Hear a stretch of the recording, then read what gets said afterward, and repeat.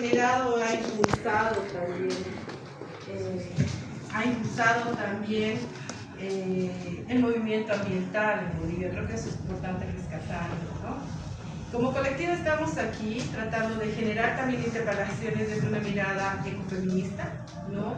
Y hablando sobre todo desde un punto de vista de justicia climática y justicia social, pero sobre todo justicia de género, ¿no? Creo que es importante resaltar también que existen impactos diferenciados y que golpea a todos, pero no de la misma manera, ¿no? Bueno, eso, aquí les presento a Mauricio, aquí está Cecilia, y pues le voy a dar la palabra a Raquel, que también es pues con quien estamos convichando, haciendo cómplices estos espacios. Gracias. Buenas noches a todos y todas. Bienvenidos, bienvenida Cecilia, bienvenido Mauricio, bienvenidos a esta tertulia que va a ser muy interesante y que forma parte de una cadena de tertulias que tenemos ya en el haber del Guairuru con relación a la COP y a las diferentes COPs y a cambio climático, ¿no? También un agradecimiento muy grande a Salvajinas, porque con ellas tenemos una alianza de ese trabajo referido al cambio climático y a la difusión y la información, sobre todo, porque esto es algo muy importante. Necesitamos difundir, informar y trabajar en este tema que tiene que ver, que es un tema tan urgente, tan importante y imprescindible en este momento. La situación en el planeta, no solo la situación de la biodiversidad y la situación en el planeta es dramática, y si no nos ponemos las pilas vamos a perder aquí en Bolivia los glaciares, el lago Titicaca, y vamos a tener muchas transformaciones que van a afectar la vida, no solo nuestra, sino de todo el entorno que nos rodea a los humanos.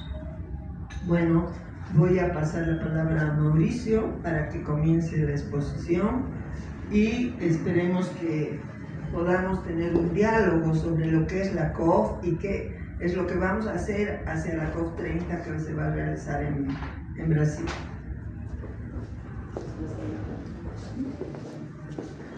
Muy buenas noches. Primero agradecer, como siempre, a Café Guairuru por alojar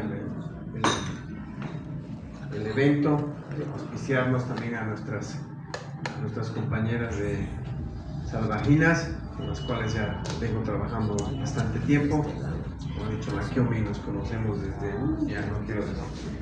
Entonces, sí, aquí me oyen mejor. Muy bien.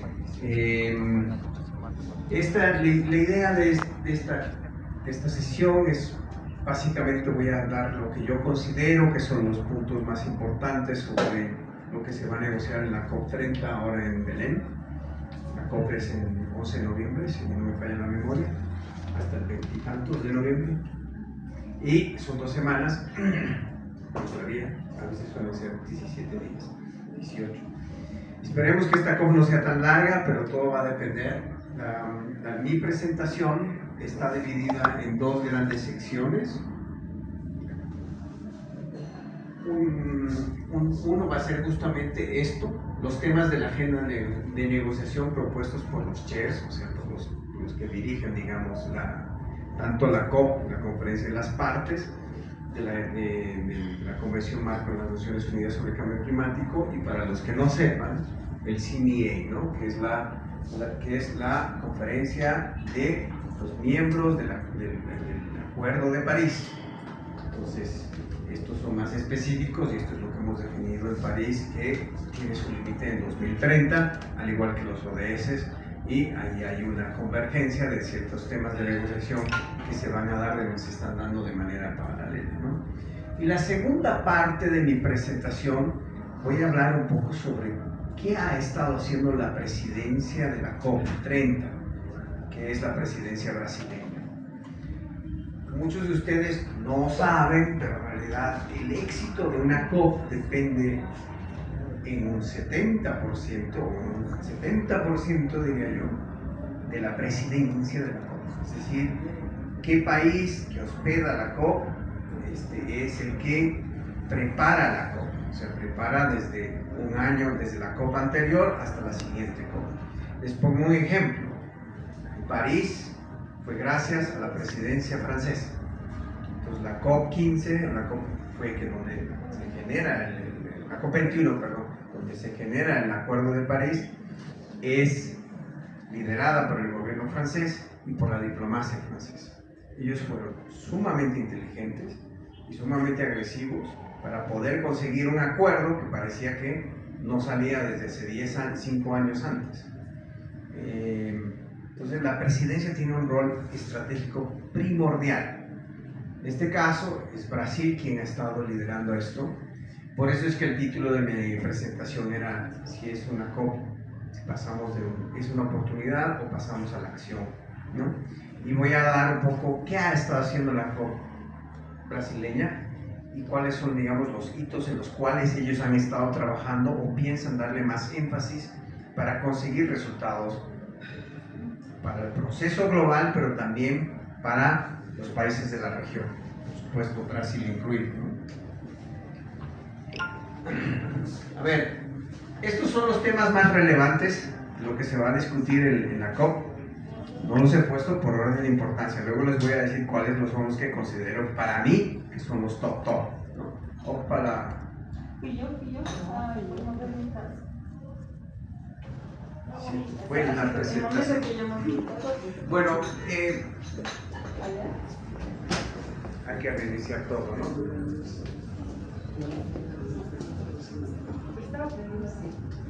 Sí, pero tienes que volver de adelante.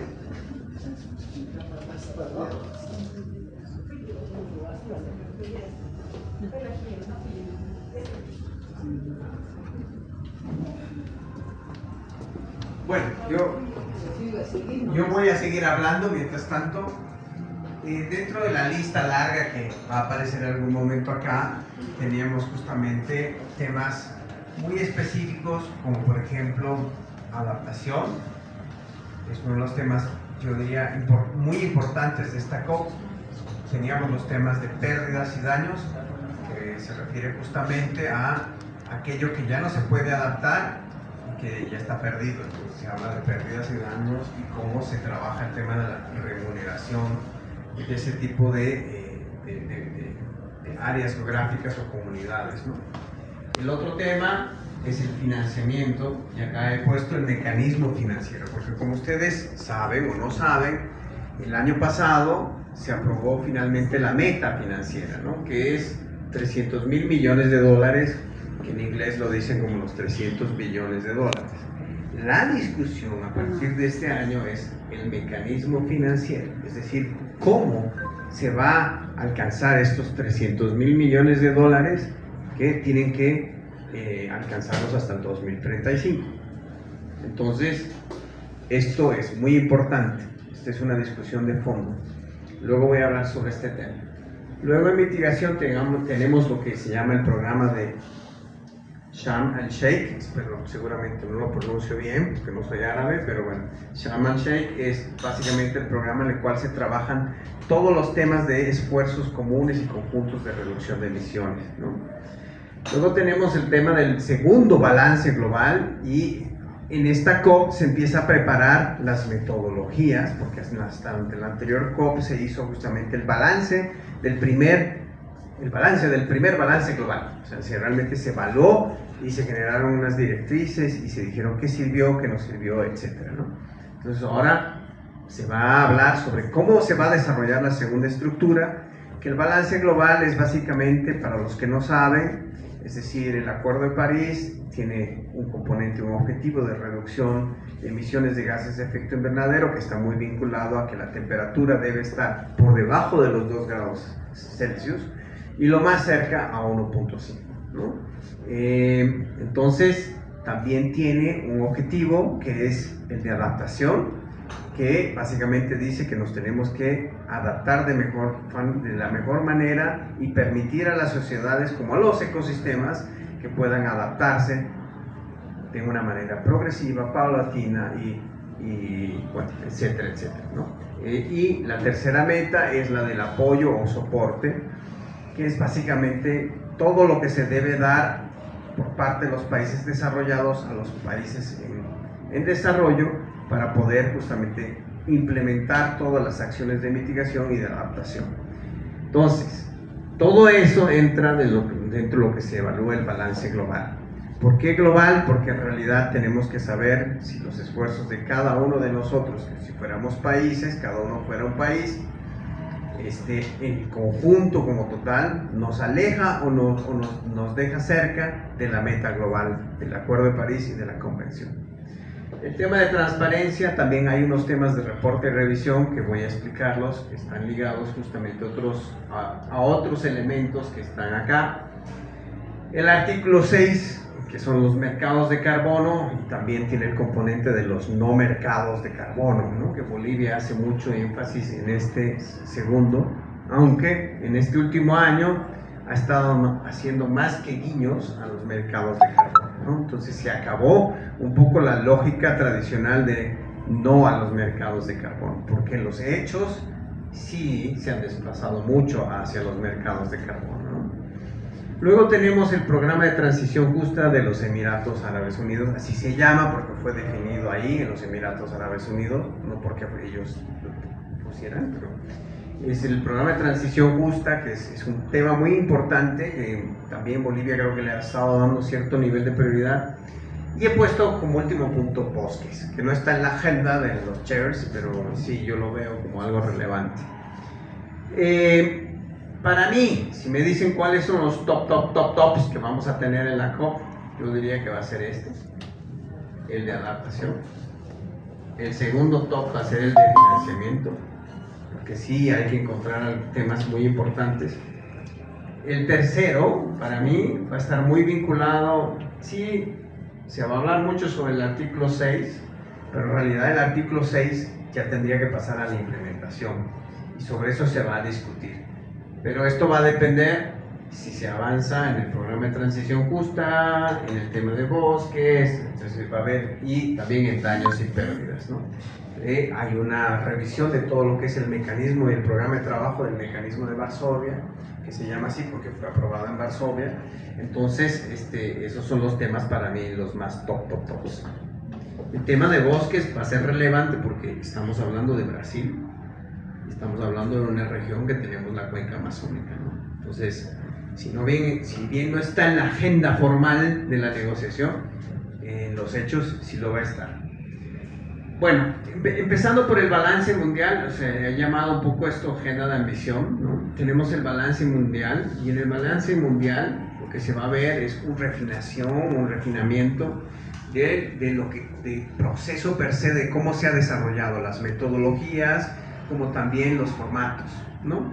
Entonces, algunos países ponen en tela de juicio el rol del IPCC, por ejemplo, si sus reportes son válidos o no son válidos.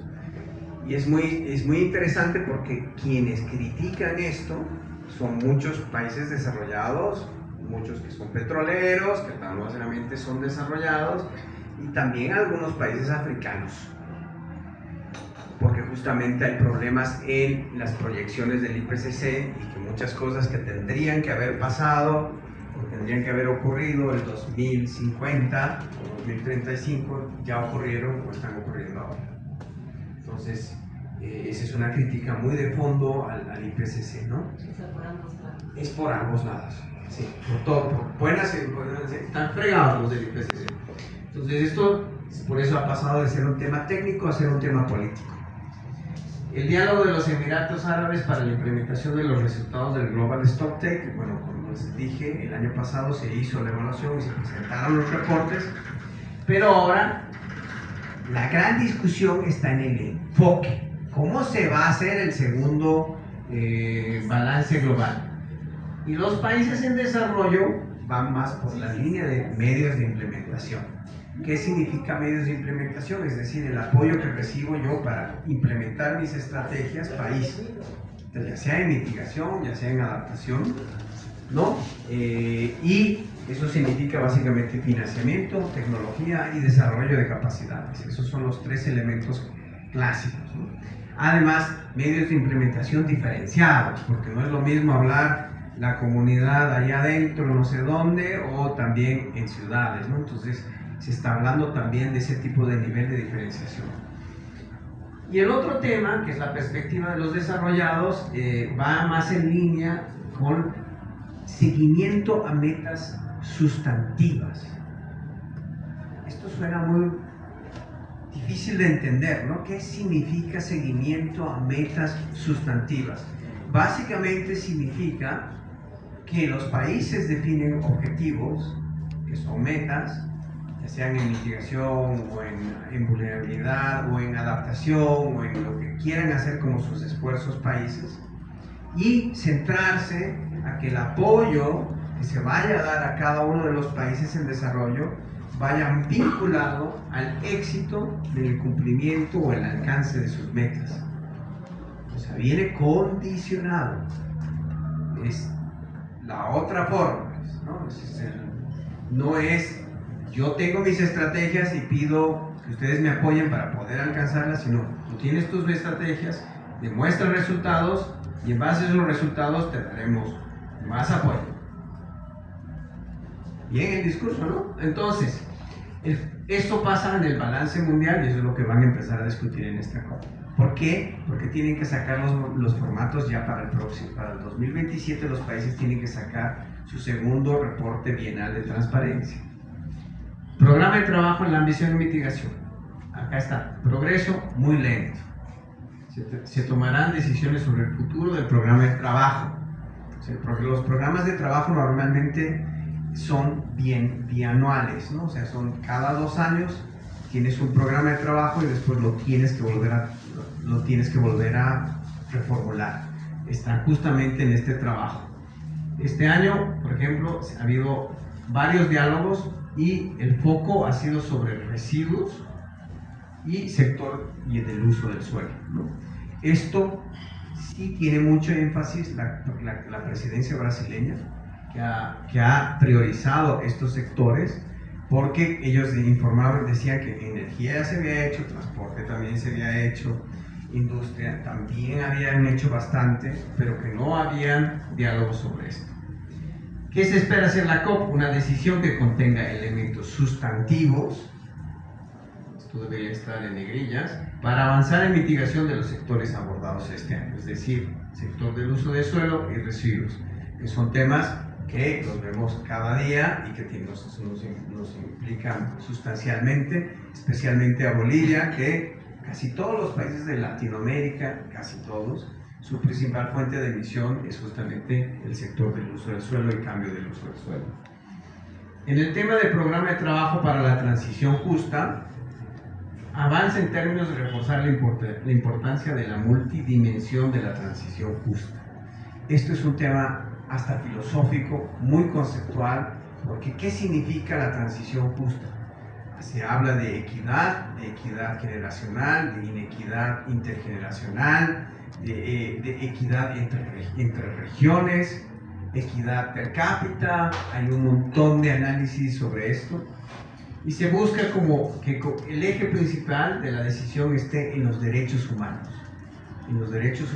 que es la Carta Magna, y además sobre el derecho humano al desarrollo y al no vivir en la pobreza, ¿no? Entonces, este es un tema muy complejo. Hay sociólogos, hay filósofos, hay economistas, hay de todo aquí. La referencia importante al derecho al acceso a la energía al mismo tiempo que se hace una salida. ¿Una salida en qué términos? Por un lado, hay una visión de que hay que hacer un acceso a la energía, pero buena parte dice no fósiles y limpia, mientras que los petroleros dicen no, tiene que ser acceso a la energía, punto, incluyendo los fósiles, ¿no? O sea, el petróleo y todos esos. Y el otro tema también está en que la transición debería incluirnos a todos, y se hace referencia al tema de la salida porque justamente Estados Unidos no está, y Estados Unidos es el segundo país más importante en las emisiones globales de gases de efecto invernadero, después de China. Entonces, ¿cómo puedes hablar de transición justa si uno de los principales jugadores se sale de la cancha ¿no? Y se lleva todas sus pelotas y las deja. La siguiente. Ahora vamos a entrar a financiamiento, pero para entender qué se está discutiendo en financiamiento, he hecho una pequeña gráfica que justamente explica desde el Acuerdo de París todo lo que hemos tenido que pasar para llegar a la meta de los 300, ¿qué? 50, de los 300 billones. El artículo 9 del Acuerdo de París decía que hasta el 2020 debíamos llegar a los 100 billones. Eso dijimos, ¿no? En 2021 se empezó a hablar del nuevo objetivo colectivo cuantificado. Ese fue el término, ¿no? Que esto es en inglés el acrónimo de esto de acá, ¿no? Entonces se generó un programa de trabajo hasta el 2024, hubo diálogo de expertos, han hablado de diferentes temas. 4 veces por año diferentes grupos de expertos se han reunido para discutir todo sobre financiamiento. Directrices para reformular el mecanismo financiero de la Convención. Esto ha sido muy importante porque el mecanismo financiero es el brazo ejecutivo que ejecuta, digamos, las decisiones de la COP, ¿no? Eso fue el 2021. El 2000 también se genera un comité sobre financiamiento que hace justamente el reporte de determinación de las necesidades financieras de los países en desarrollo para la implementación del Acuerdo de París, de la Convención Marco, ¿no? Y también la meta que tendría que cumplirse en 2020 se cumplió recién en el 2023, ¿no? O sea, desde el 2021 que venían diciendo los desarrolladores, ya cumplimos, y China iba sacando sus reportes, no cumplieron, y Pakistán se dice no, y la India tampoco decía no cumplieron, ¿no? O sea, muéstrenos sus tablas. Y decían, no, están haciendo trampa, chicos, eso es ayuda oficial al desarrollo, no pueden contabilizar esos millones para el cambio climático, bla, bla, bla. Entonces, pero aceptamos como países en desarrollo que los 100 billones en el 2023 se cumplieron y se acabó esa discusión, ¿no? También en el 2024 hubo un diálogo ministerial de alto nivel. Los países desarrollados deben contribuir como 300 mil millones de dólares por año para el 2035, ¿no? Eso fue ya el 2024.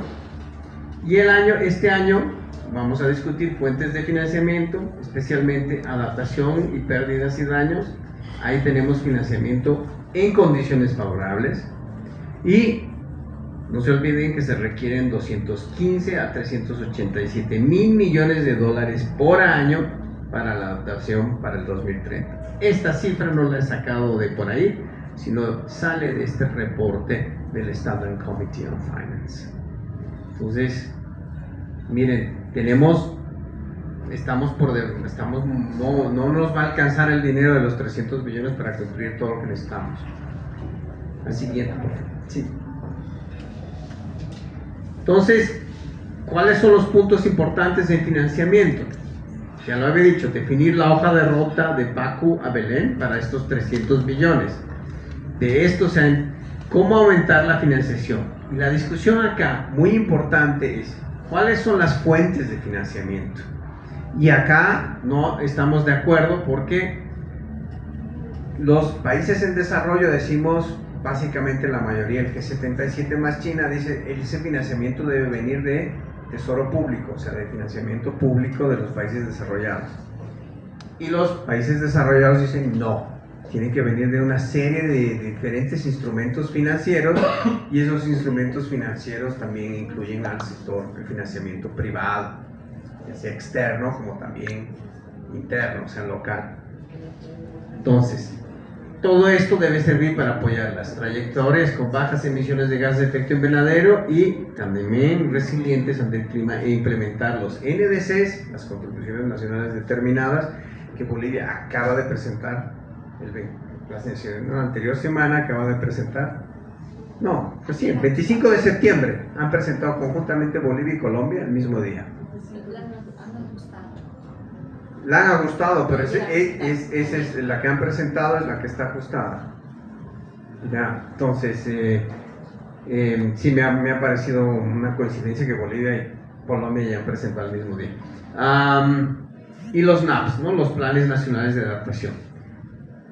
La discusión sobre las fuentes de financiamiento es justamente, se habla sobre donaciones, instrumentos de financiación en condiciones favorables y que no generen endeudamiento. Vaya, esto está difícil.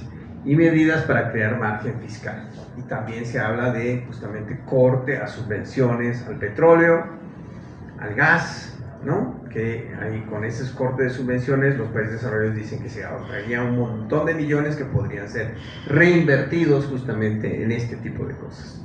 La discusión va para largo, yo no soy muy optimista en este tema, pero la lógica, si ustedes analizan lo que ha estado financiando el Fondo Verde para el Clima, el GCF, va más o menos en estas líneas, ¿no? O sea, el tipo de financiamiento que se ha estado dando bajo el brazo financiero de la Convención, está hablando de este tipo de medidas. La reformulación del mecanismo financiero de la Convención y sus correspondientes fondos para el cumplimiento de esta decisión. ¿Por qué? Y el mecanismo financiero son básicamente 3 o 4 fondos que tiene: el Fondo Verde para el Clima, el Fondo para los Menos Desarrollados, el Fondo Especial para el Cambio Climático, que casi ya no tiene nada, y también tienes el Fondo para Adaptación. Entonces, son varios fondos que están aquí incluidos, y para poder implementar esto se les está haciendo un ajuste. Entonces han empezado ya el año pasado con esto y se les está solicitando mejorar el acceso directo, porque el financiamiento del acceso directo debería ser rápido y no lo es, ¿no? Han hecho estadísticas y más o menos tarda hasta 2 años o en algunos casos un poco más. Simplificación y armonización de requisitos previos y posteriores a la aprobación de solicitudes y desembolsos. El KEF te pide algunas cosas, el Fondo Verde para el Clima otro, el Fondo de Adaptación, o sea, cada uno tiene su normativa con procedimientos distintos y parafernalias consecuentes. Entonces, eso no funciona. Requisitos flexibles en materia de información. El tipo de información está siendo cada vez más profundo, más detallado. Entonces, países que no cuentan con una información con base de datos sólidas a lo largo del tiempo, históricas, que puedan justamente decir: yo necesito este tipo de financiamiento porque desde 1950 o 70, ¿no? Y le pasa a muchos países que no tienen continuidad en la información, entonces no pueden presentar. Otro tema es simplificar los requisitos de presentación de informes. O sea, al final hay mucha queja de los que ya han conseguido financiamiento, que decir que gastan muchos de sus recursos y mucho de su tiempo, en vez de implementar las acciones, ya sea en adaptación y mitigación, en satisfacer los requerimientos de los auditores que también tiene el GCF, el Fondo Verde para el Clima, el Fondo para Adaptación, y eso se vuelve una burocracia pesadísima que termina en costos adicionales muy altos, porque no puedes hacerlo con cualquiera, tienes que buscar a una empresa certificada, reconocida por justamente estos fondos. La próxima, por favor. La pregunta es también cómo equilibrar el balance en el financiamiento entre la mitigación y la adaptación, ¿no? Hasta ahora sigue habiendo mayor financiamiento para mitigación que para adaptación. Dependiendo la fuente que tú leas, pero digamos, incluyendo el Fondo Verde para el Clima, ellos deberían tener 50% de financiamiento en mitigación y 50% en adaptación. Las estadísticas no nos dan para eso. La última reporte que han sacado es que más o menos están en 60-40%, ¿no? O sea que se están acercando ellos, pero eso es el Fondo Verde para el Clima, que es el resto del financiamiento. ¿Cómo integrar el acceso al financiamiento a comunidades, grupos vulnerables, niños, jóvenes, personas con discapacidad, pueblos indígenas y mujeres? Y acá no hay claridad, incluso dentro del Fondo Verde del Clima, a pesar de que tienen procedimientos, pero no tienen capacidad de demostrar estadísticamente cómo efectivamente ese financiamiento está beneficiando a este tipo de grupos. Ese es otro de los mandatos. Realizar esto. Vamos a moverlo para aquí. O muévelo para acá. No, es que está generando sombra. Realizar un proceso de evaluación permanente, transparencia en el reporte de los flujos financieros solicitados y provistos. Esto es una discusión y va a ser merengue para largo rato. ¿Por qué? Porque en realidad estos formatos tabulares comunes que se conocen como CTFs, ¿no? Son los formatos que cada uno de los países tiene que presentar. Es decir, tú eres Holanda, por decirte, que no tienes pinta holandesa, pero eres Holanda. Entonces Holanda tiene que decir, a ver, yo con mi presupuesto público financio estas iniciativas, fondo, le doy al Banco Mundial, le doy al Perú, le doy al Banco Interamericano de Desarrollo, y además tengo mis acuerdos con no sé, Macao, y tengo mis acuerdos con Chile y con Perú, ¿no? Entonces, mis acuerdos bilaterales que también incluyen cambio climático, y además yo también dono al Fondo Verde para el Clima, entonces hago toda mi contabilidad. Y resulta que también tu país tiene fundaciones y empresas. Todas las empresas grandes tienen su fundación, ¿no? Entonces su fundación hace proyectos. ¿Dónde hace los proyectos? La fundación hace en Colombia, en Kenia, en, no sé, Azerbaiyán, ¿no? Entonces también tienen que reportar, porque ustedes también están en Holanda, entonces reporten. Entonces eso presento acá. Entonces la discusión es, muchos de los países en desarrollo dicen, pero oiga, yo estoy hablando del presupuesto doméstico nacional, no de la fundación, no sé, no se me acuerda, no se me viene a la mente ninguna gran empresa holandesa en este momento, pero bueno, no de tus fundaciones, ni, por ejemplo, usted es un multimillonario holandés y decide, bueno, tengo tanto dinero, voy a darle 2 millones como charity, ¿no? Voy a apoyar iniciativas en comunidades, también eso lo reportan. Entonces, al final, los países en desarrollo dicen, eso es trampa, porque usted está diciendo, está inflando sus cifras. Y los países de desarrollo dicen, no, pues también esas son mis empresas y son mis personas, también son holandeses. Entonces, por ahí van un poco también esa discusión. Y porque además reportan el mismo dinero que suele ocurrir especialmente con los fondos multilaterales. Yo doy 300 millones, pero esos 300 millones sirven para agua, para género, para cambio climático, ¿no? Entonces son multidimensionales, multitargets. Realizar un proceso de evaluación permanente dentro del marco del balance global. ¿Por qué? Justamente porque tenemos que ver qué ha pasado en los primeros balances reportes de los países, eso ya se ha hecho, y ahora es cómo se lo va a hacer. Y una evaluación especial de acceso a la financiación para el 2030, ¿no? O sea, cómo se va, el comité de financiamiento tiene que hacer ahora, ya tenemos la meta, ahora qué necesitamos para mejorar el acceso al financiamiento hasta el 2030 y posteriormente, próximo. Me voy a ir a otro tema, ¿sí? Cerremos ventana y ahora vamos a hablar un poco de adaptación, ¿no? La adaptación es muy importante, esto de la COP28 es hace casi dos COPs atrás, en realidad, ¿no? La adopción del marco para la resiliencia mundial. O sea, es como el marco de trabajo donde todos definimos cómo vamos a trabajar de manera conjunta para alcanzar la resiliencia mundial, ¿no? Y establece un programa de trabajo de 2 años, que es de los Emiratos Árabes a Belén, sobre el desarrollo de indicadores para medir el progreso alcanzado hacia los objetivos esbozados en el marco, que este marco responde a la meta global de adaptación, ¿no? Que nace con el Acuerdo de París. El Acuerdo de París fue hace casi 15 años atrás. El marco incluye, no tanto, ¿no? 10. El marco incluye una serie de objetivos temáticos y dimensionales para la adaptación al clima y la resiliencia, y proporciona una plataforma para una mayor implementación de las acciones de adaptación sobre el terreno. Esto es lo que dice la teoría. Próximo, por favor. Las metas, existen básicamente metas temáticas y metas, bueno, ahí están básicamente los grandes, ¿no? Reducir significativamente la escasez de agua por el clima, lograr una producción alimentaria y agrícola resiliente al clima, lograr la resiliencia frente a los efectos del cambio climático sobre la salud, reducir los impactos climáticos sobre los ecosistemas y la biodiversidad, y acelerar la adaptación basada en los ecosistemas y las soluciones basadas en la naturaleza.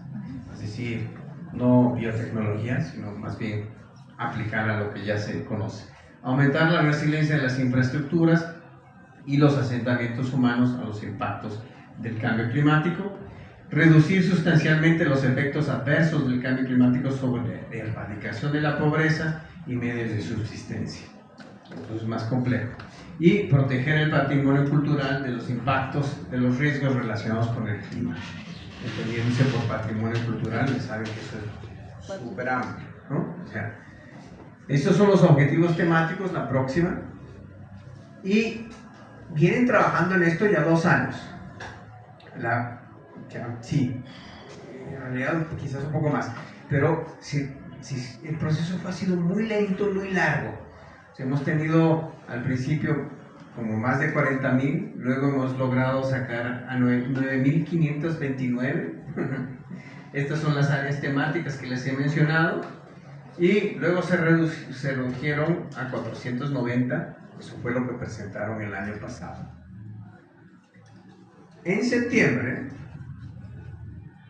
creo que el 10 de septiembre o el 13, si no me falla la memoria, sacaron ya la meta de 100 indicadores. ¿Por qué? Porque los países les dieron el mandado. 390, ¿quién va a poder reportar todo eso? Eso es inmanejable. Entonces les dijeron 100.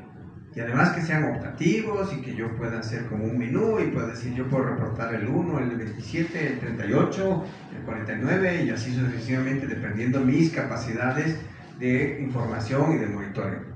La próxima. Ya tenemos los 100. 10 son para todo lo que es agua, provisión de agua y saneamiento. 10 son para lo que es alimentación y agricultura. 10 son para impactos y servicios de salud. 10 son para infraestructura y asentamientos humanos, 7. Y 9 para erradicación de la pobreza y medios de vida, de subsistencia, ¿no? 8 están para lo que es herencia cultural y conocimiento. Y luego están estos son los impactos que son relacionados al ciclo de la política de la adaptación. Y estos impactos están relacionados a diferentes fases, ¿no? La evaluación de impacto y de vulnerabilidad y de riesgo, ahí tenemos 10. La planificación de medidas, que eso es parte de las estrategias país nacionales de adaptación, son 10. En la implementación, otra vez, aquí son 11. Y el monitoreo, evaluación y aprendizaje son 5. Entonces, estos 100 indicadores ya están. Ya cumplió el grupo de trabajo que estuvo trabajando en esto 2 años y medio más o menos. Pero ahora este documento lo tiene que aprobar la COP, la Conferencia de las Partes. La próxima, por favor, Ceci. Eso tiene varias implicancias en lo que es el proceso futuro de la gestión de cada uno de los países. Esto es un poco las metas dimensionales, ¿no? 1 es la realización de evaluaciones de las amenazas climáticas, los impactos del cambio climático y la exposición a riesgos y vulnerabilidades. Lo segundo es disponer de planes nacionales de adaptación impulsados por los países sensibles a las cuestiones de género, instrumentos políticos y o procesos y estrategias de planificación y estrategias, ¿no? Bolivia anda muy mal en esto. A pesar de que se están desarrollando, han iniciado, esta es una tarea muy pendiente. Estamos muy retrasados frente a los países de la región. Yo he venido a Bolivia para dar un taller regional a toda la región andina y se han dado cuenta los compañeros de Bolivia que están atrasados. Luego, las partes hayan avanzado en la aplicación de sus planes, políticas y estrategias, reduciendo los impactos sociales y económicos de los principales riesgos climáticos. En esta fase está Ecuador, está Perú, está Colombia. Lamentablemente nosotros no estamos acá. Y En esta fase también se encuentran diseñar y establecer y poner en funcionamiento un sistema de monitoreo, evaluación y aprendizaje. Son las siglas en inglés, ¿no? Para la adaptación nacional. ¿Cuál es el problema de los indicadores de la meta global de adaptación? Que básicamente es un agente disruptivo en esta cadena. ¿Por qué? Porque cada uno de los países ha determinado en base a sus vulnerabilidades sus propias medidas de adaptación, sean en salud, en agricultura, en infraestructura, en agua, en lo que ustedes quieren, piensen, cada uno ha definido. Ahora esos indicadores tienen que ver si cumplen o no cumplen con los indicadores de la meta global, porque ahora todos los países tienen que reportar en base a lo que se define en la meta global. Eso va a significar revisitar todo este proceso y readaptar todo lo que has venido haciendo. ¿Hacia qué? Chamba para los que trabajan en adaptación y resiliencia. Va a haber, no se preocupen. Ahora me paso un tema, o sea, por ahí, no ha sido tan malo que nos hayamos atrasado. Las preguntas para más tardecito. Elementos de la transición justa. ¿Qué es la transición justa? Porque uno puede entenderlo de diferentes formas. Allá ya son los times, ya me están diciendo. Si dejo de hablar es justamente aquí Kiyomi que me dice, sácatas, método japonés, se acabó. Transición justa. Yo he estado revisando justamente para explicar esto. Ya hay desde ciencia y urgencia, reforzar la ambición y la implementación, temas de energía con transición energética, mitigación. También hay temas muy interesantes como implementación, cuáles son las trayectorias hacia una transición justa, tanto en mitigación como en adaptación, financiamiento, alerta temprana y observación sistemática, pérdidas y daños, qué pasa cuando ya no nos podemos adaptar, que ya estamos llegando a esos niveles en varios lugares de nuestros países. Transferencia de tecnología, fomento de capacidades, o sea, todo lo que es desarrollo de capacidades. La próxima, por favor, Ceci. Eso es sobre más o menos, hay de todo, y la discusión pasa por ahí, o sea, ver qué elementos de esto, pero en la fuerza está básicamente las trayectorias en este momento, ¿no? Entonces, este tema de la transición justa se venía discutiendo desde hace mucho rato, pero los árabes lo pusieron en el tapete, porque también les interesaba ver el tema energético, ¿no? La transición justa. ¿Qué pasa si yo soy un país, ¿no?, como Venezuela, ¿no?, que es un país petrolero y ya la gente no quiere comprar petróleo o vamos a dejar de utilizar el petróleo para justamente producir energía? Ya me estoy apurando, tranquis. Eso tiene una implicancia sobre todo tu sistema de producción y tus ingresos. Entonces, al final, también tienes que tener una transición para ver de qué vas a hacer. Si ya no vas a ser petrolero, ¿cuál es tu futuro como país? Por eso es que lo pusieron los árabes. Bueno, acá, el diálogo de Sharm el Sheikh, no sé árabe bien así de ejemplo. Esto es para ver, digamos, cómo se movilizan recursos y provisión de financiamiento. Ha habido un taller en junio sobre construcción de capacidad en los países hacia transición hacia una economía descarbonizada y financiamiento de transiciones justas. Otra vez el tema de justas. Y se llevó a cabo otro en septiembre sobre reflexiones sobre el progreso en 2 años de diálogo. O sea, hay mucho bla, hay mucha discusión que creo que sí es importante, pero llega un momento donde tenemos que empezar a dejar tanto el bla y empezar a implementar ciertas cosas. Se va a decidir sobre el futuro del diálogo en la COP30, si se va a seguir dialogando y se va a seguir teorizando sobre estos temas, y algunos, como la Unión Europea, quieren migrar a un formato con los que se pueda llegar a resultados más concretos, no solo tener diálogos. Y yo estoy de acuerdo con ellos, no porque ahora esté viviendo en la Unión Europea, sino porque me parece que no podemos seguir sosteniendo un proceso que es altamente costoso y solamente te genera diálogos interesantes, chéveres, pero aquí ese diálogo nos tiene que llevar a algún tipo de acción, y eso es lo que está pasando en este momento. La próxima, por favor. Ahora sí, señoras y señores, la postura de la presidencia brasileña. 5 minutos, Dani. Si no hablo de bosques, te vas a poner a llorar. La siguiente, por favor. ¿Qué ha hecho Brasil? El mutirao. Pareces vos, mira.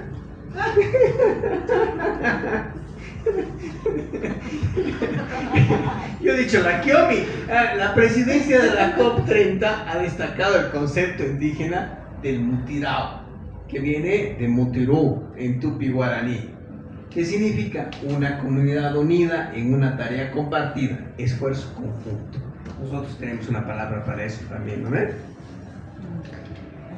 Como un principio fundamental de la conferencia, o sea, esa es la lógica, ¿no? Eso es lo que quiere hacer Brasil. Por eso es que también ha decidido llevarlos a Belén. Pero el Lula se ha equivocado porque debía haberle dicho, señores, vengan al Amazonas, vengan a ver esta maravilla, pero traigan sus tiendas de campaña y sus mosquiteros y sus hamacas, porque aquí no va a haber hoteles. Y los políticos, que son diplomáticos, quieren hotel de 5 estrellas, camitas. No, señores, esto no es mutirao. Venga, pues, usted quiere venir, venga, pero venga en estas condiciones. Movilización global, agenda de acción, negociaciones formales de la convención y cumbre de líderes. Estos han sido los elementos sobre los cuales ha trabajado la presidencia brasileña. La siguiente, por favor. Han trabajado bajo un formato de reuniones y de cartas. Las cartas han sido para incentivar cierto tipo de diálogos sobre temas específicos, algunos inherentes al proceso de negociación y otros que están un poquito más por fuera de la agenda formal de la negociación. La primera carta fue el 10 de marzo, se llamó a la cooperación global. Se presenta el concepto global del mutirao para responder al cambio climático. Es como decir, changos, esta COP va a ser así. La filosofía de esta COP es esta. La segunda carta, el 8 de mayo, 4 frentes, porque les acabo de mostrar, movilización global, una agenda de acción, negociaciones formales y cumbre de líderes. Lo han cumplido, efectivamente. Se crean los círculos de liderazgo, círculo de presidentes en la COP, círculo de la gente, círculo de ministros de finanzas, balance ético mundial, y han estado trabajando sobre estos temas. Yo recomiendo que vayan a visitar la página web de la presidencia brasileña, que hay una específica, y hay cosas bien interesantes. La tercera carta del 23 de mayo, prioridades negociadoras para las sesiones de Bonn en junio, que eso ya pasó. Adaptación, seguimiento a los resultados del balance mundial, pues en el Global Stocktake, programa de transición justa. Esos son los 3 elementos prioritarios. Y se resalta la necesidad de nuevas NDCs que sean ambiciosas. Los países recién siguen presentando los NDCs y ya hay un reporte por ahí que he estado mirando que dicen que muchas no son ambiciosas, sino más bien van en retroceso. Especialmente los países que ya presentaron el año pasado. Los que están presentando ahora no los van a poder evaluar. La cuarta carta del 20 de junio de 2025 se reafirma el llamado al global mutirao y se lanzan los 6 componentes y las 30 acciones concretas a impulsar bajo la agenda de acción. Esto es un poco largo, no lo voy a meter porque si no ya la Kiomi me hará chucrut. La quinta carta del 12 de agosto de 2025 está centrada en las personas, particularmente en quienes están en primera fila del cambio climático, o sea, en este caso agricultores o gente que realmente recibe el impacto. Vulnerables, comunidades locales, indígenas, no como víctimas, sino como actores de resiliencia y regeneración. Es cambiar el discurso, porque siempre se los ve como las víctimas, los pobrecitos. En realidad son los primeros actores de resiliencia y regeneración.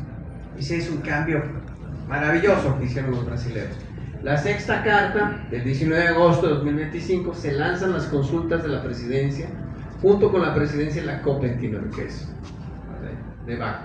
Se realizarán varias virtuales y 2 presenciales, que ya han pasado en Nueva York y en la pre-COP, que va a venir ahora. Se enfatiza en la urgencia de presentar NDCs ambiciosas. ¿Por qué? Porque si no tenemos NDCs ambiciosas, no vamos a poder reducir las emisiones globales y por lo tanto nos vamos a alejar todavía aún más del 2 grados, o sea, del 1.5 ya estamos ahí, y del 2 grados no nos queda mucho.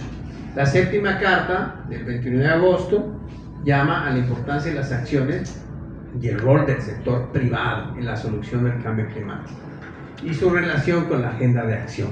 cuál es su responsabilidad, cómo deben actuar, cómo deben apoyar e incidir en la agenda local, nacional e internacional, y cómo se deben comprometer también en financiamiento y en acciones concretas, ¿no? Porque siempre los privados van como observadores, pero este es un problema de todos, no pueden seguir siendo observadores, tienen que involucrarse. La próxima. Y esto es el chévere, porque esto acaba de pasar hace, creo que 4 días atrás. En Nueva York, Lula saca esto, el as bajo la manga, y determina la creación del Tropical Forest Forever Facility. Y lo hace. De esto sabía muy poca gente, pero piensan recaudar hasta 4 billones hasta el fin de año o principios del próximo año. ¿Qué consiste este Tropical Forest Forever Facility? TFFF o T 3 veces F. Que 20% del fondo va a ir para los pueblos indígenas. Punto. Es un mecanismo que apuesta a recaudar fondos públicos y o de donaciones para apalancar financiamiento privado. Es algo que le llaman financiamiento junior. Es muy interesante porque en realidad, ¿quién sabe de finanzas? Levante la mano. Bueno, les voy a explicar rapidito. Uno como país, para poder, o como persona, o como empresa, para poder solicitar un crédito, lo primero que hacen es una evaluación de riesgo. Riesgo financiero, se les olvida poner el riesgo financiero. ¿Qué significa la evaluación de riesgo financiero? Es bueno, este chamo se quiere prestar, vamos a ver cuál es su historial, cuál es su capacidad realmente de repagar el crédito, ¿no?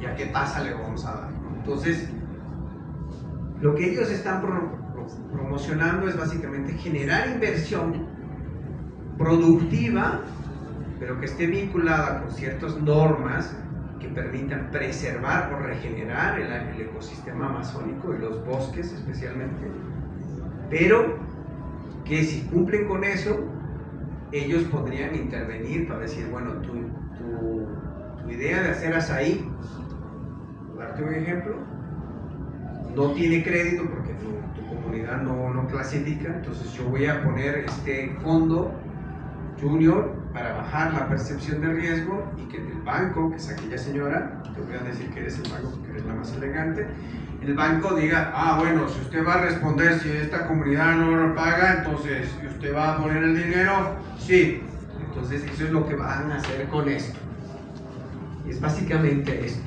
y lo que quieren es, por cada dólar de fondos públicos que vengan, ya sean de los países desarrollados, porque ya hay un par de países desarrollados que se han comprometido a poner dinero, se piensa apalancar $4 de financiamiento privado.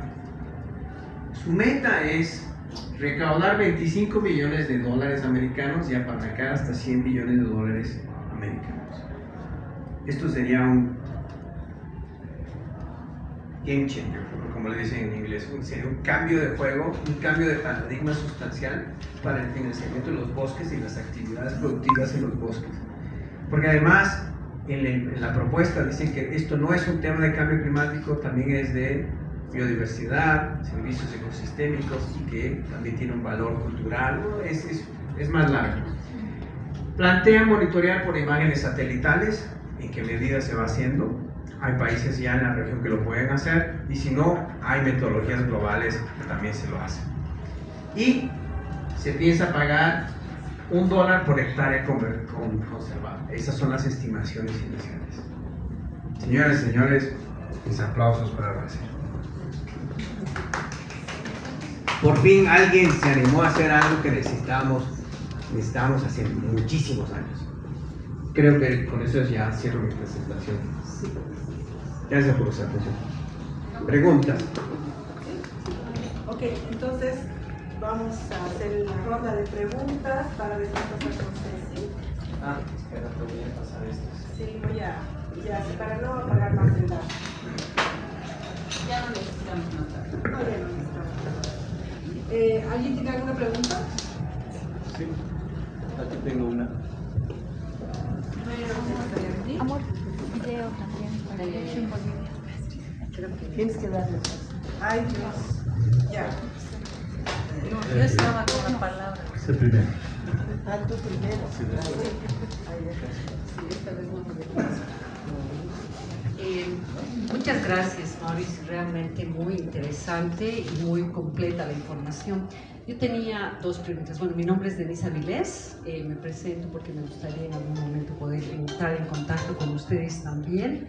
Ahora estoy trabajando con el Instituto de Investigaciones Socioeconómicas, pero mucho tiempo también trabajando en conflictos ambientales desde la mirada crítica feminista, así que me encantaría luego poder conversar. Dos preguntas y un comentario. Sobre todo, cuando hablaste de las prioridades de la COP30, me llamó la atención que no pusieras el tema de mitigación por el tema de los NDCs, ¿no? Que creo que es un tema político que debe estar muy alto en la agenda. Y se me ocurría pensar que hay prioridades técnicas, como el tema de los indicadores para adaptación, pero prioridades políticas también en esta COP. Las prioridades políticas sin duda son el tema de la mitigación. ¿Por qué? Porque ahí es donde está el dinero. Sabemos por lo que tú has dicho, pero también hay datos más elevados incluso que van para mitigación más que para adaptación. ¿Y por qué es eso? Porque ese dinero va a través de empresas privadas, qué sé yo, ¿no? Con temas de paneles solares, hay muchos intereses ahí, ¿no es cierto? Entonces es un tema altamente político. Y el otro es el de pérdidas y daños, que también es un tema político que no ha podido ser resuelto hasta ahora. Entonces, simplemente como comentario, que me parece que el tema de mitigación realmente está arriba, y también el de pérdidas y daños. Pero en aspectos técnicos, coincido contigo, puede ser que el tema de adaptación puede estar ahí arriba, no sé. Una pregunta sería si en tu opinión también no consideras que este T y las 3 Fs compite de alguna manera con el tema de bonos de carbono. ¿Cómo estos dos aspectos podrían realmente encontrar tal vez una armonización, ¿no?, en la práctica? Y bueno, y el comentario, disculpen que no, pero de una vez el comentario más, tiene que ver con el tema político. Nos estamos perdiendo, ¿no?, en este bosque de cosas. Estamos como dicen, technical fixes, ¿no?, de arreglos técnicos, y nos están mareando la perdiz en el tema de fondo, que es el tema del poder, ¿no?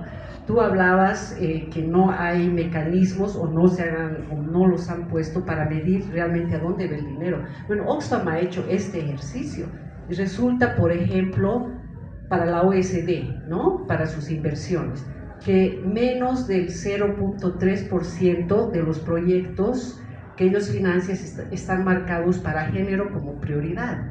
Sí se puede, es un tema de voluntad política, ¿no es cierto?, para ver a dónde realmente van los fondos. Entonces, ¿por qué no se está haciendo eso? Porque aquí se hablan de millones y billones, pero no se habla realmente a dónde está yendo ese dinero. Y sí se puede, si hubiera voluntad política, sí se puede hacer este track down, ¿no?